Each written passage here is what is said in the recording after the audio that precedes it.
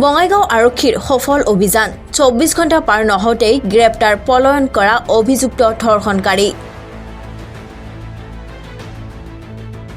বিদ্যাপুৰ আৰক্ষী চকীৰ অন্তৰ্গত খিলাগুৰিৰ এগৰাকী নাবালিকাক ধৰ্ষণ কৰি পলায়ন কৰিছিল তৰুণ দাস নামৰ এজন ব্যক্তিয়ে।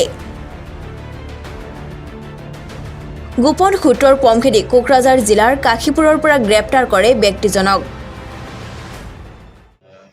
ঘটনাস্থলী উপস্থিত হওঁ, ঘটনাস্থলীত পৰিদৰ্শন কৰোঁ আৰু কমপ্লেইনেণ্টক সোধপোছ কৰাৰ উপৰিও আমাৰ লেডি পুলিচ অফিচাৰে ভিক্টিমগৰাকীক সোধপোছ কৰে।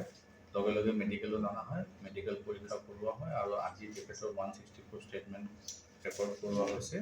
আৰু আমি আজি দুপৰীয়া 24 ঘণ্টাৰ ভিতৰতে দুপৰীয়া প্ৰায় 12:30 বজাত যিজন আছামী, তেওঁৰ নাম তৰুণ দাস, তেওঁক আমি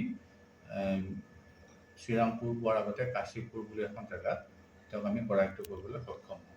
তেখেতে সোধা পোছাৰ পৰা তেখেতে কয় যে হয়, তেখেতে কামটো কৰিবলৈ চেষ্টা কৰিছিলে আৰু হুলস্থুল লগাৰ কাৰণে তেখেতে পলাই যায়।